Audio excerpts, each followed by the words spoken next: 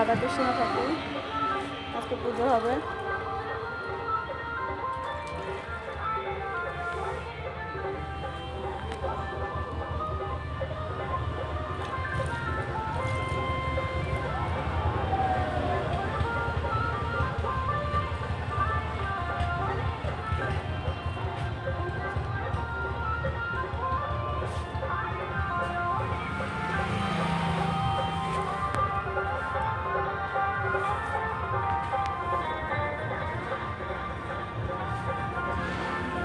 ভালো কথা।